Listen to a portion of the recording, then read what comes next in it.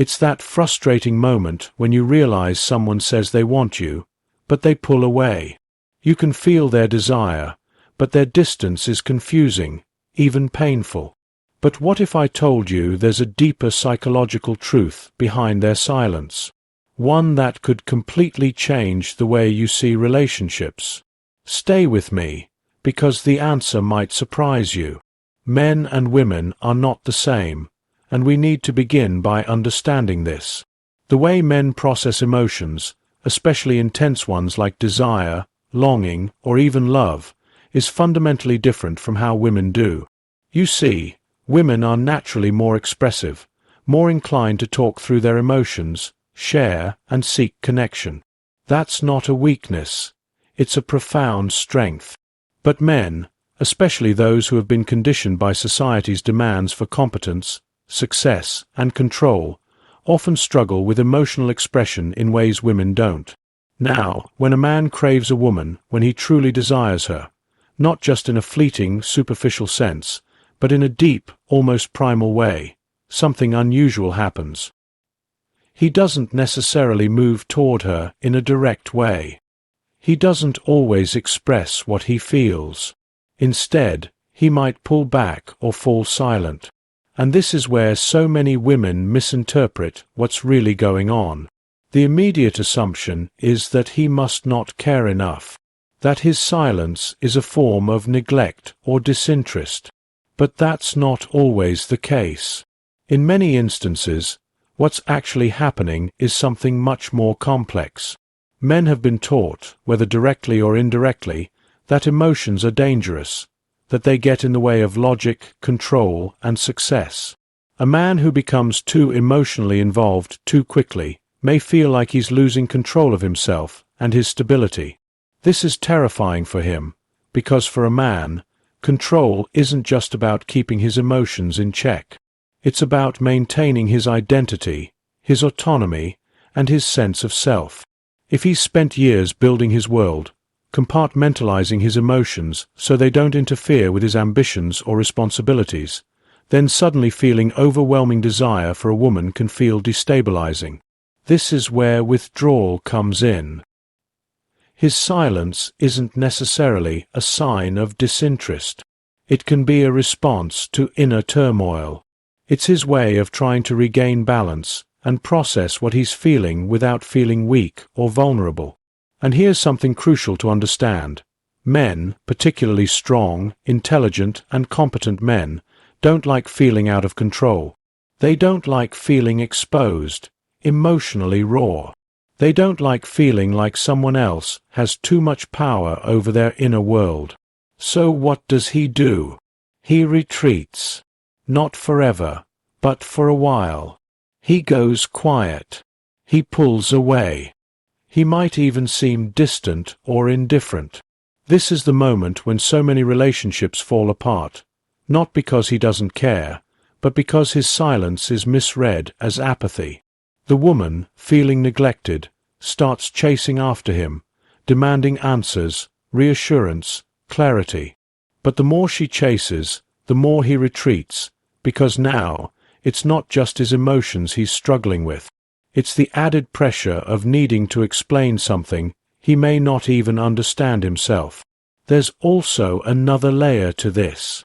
Men are deeply tied to their sense of purpose. A man's self-worth is often measured not by how much love he can give, but by how much he can achieve, how much value he can bring to the world. So when he meets a woman he truly desires, a woman who stirs something deep within him, he doesn't just feel attraction.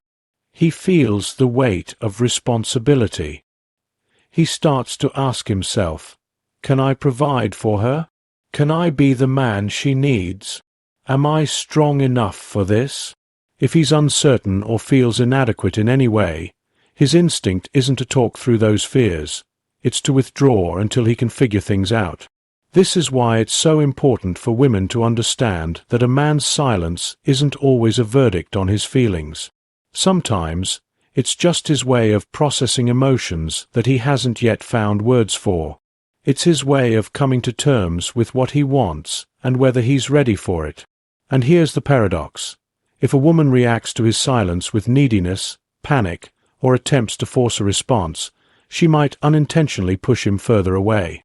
But if she does the opposite, if she remains grounded, secure in herself, and unbothered by his temporary withdrawal, something fascinating happens. His fear diminishes.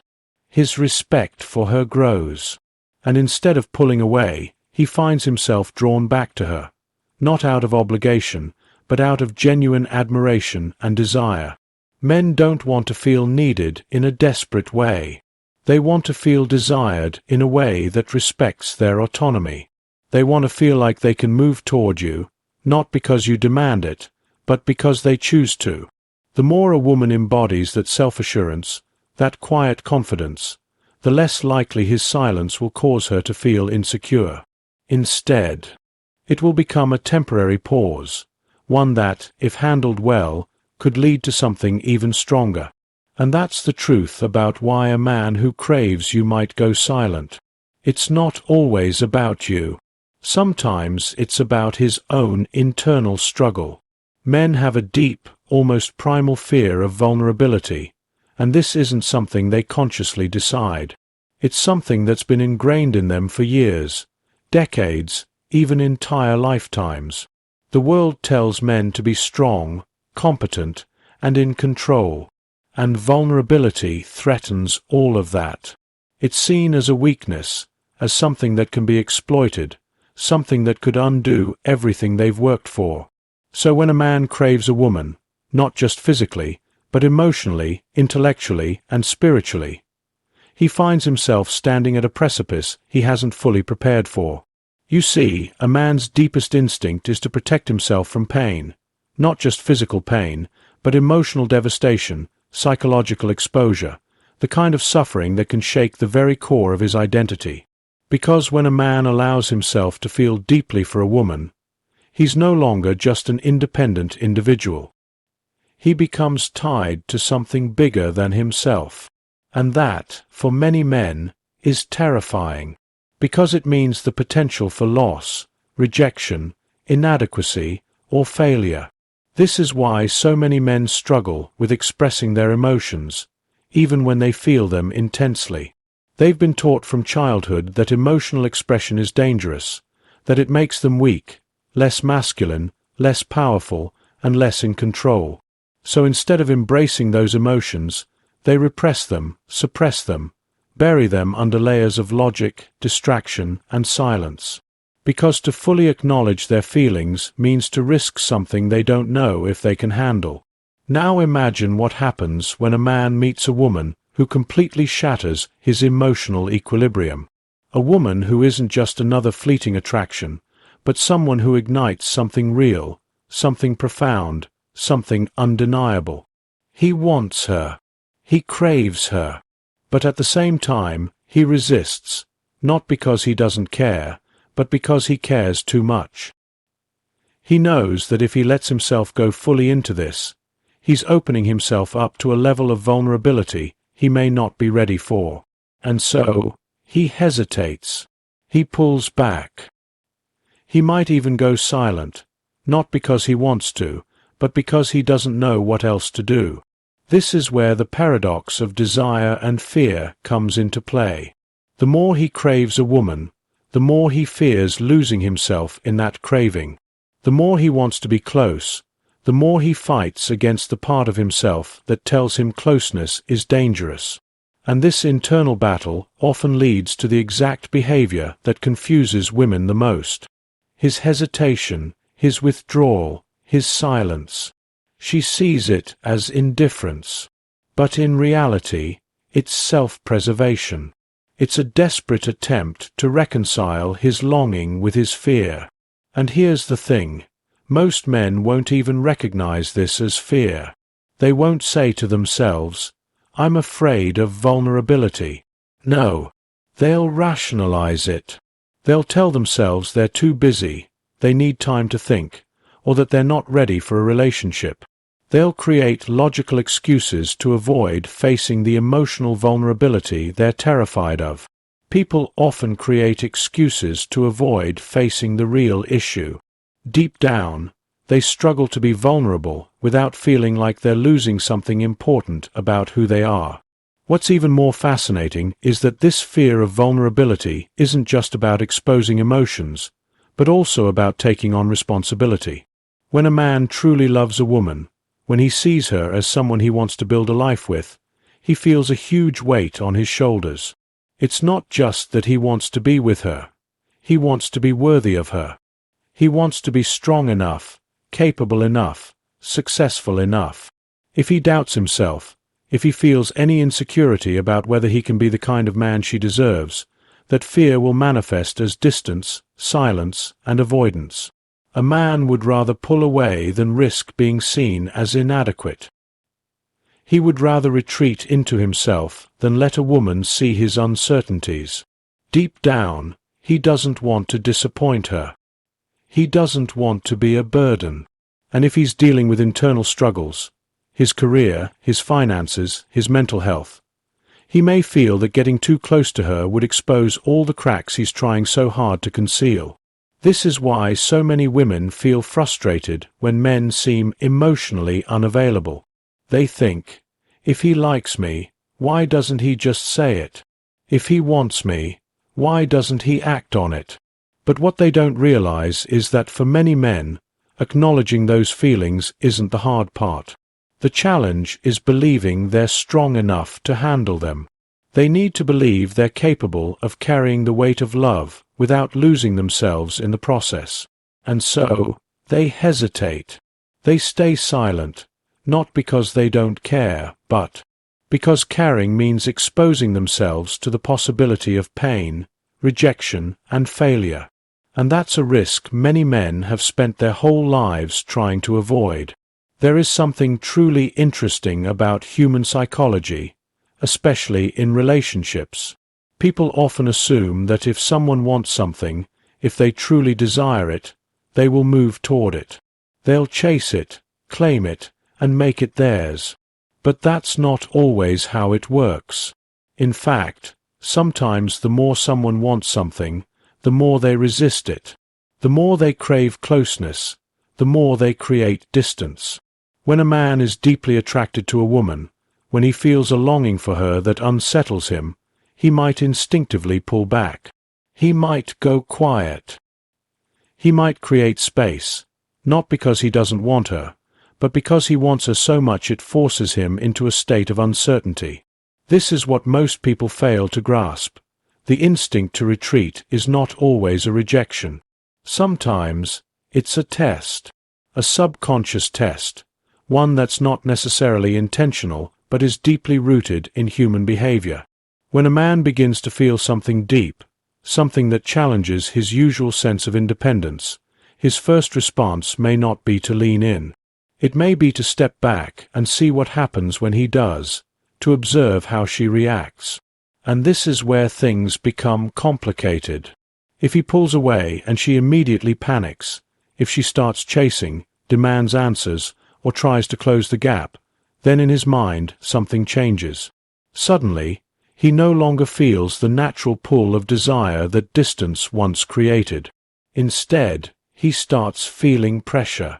And pressure kills attraction faster than almost anything else. Men don't respond well to pressure in relationships. They don't want to feel trapped, obligated, or controlled.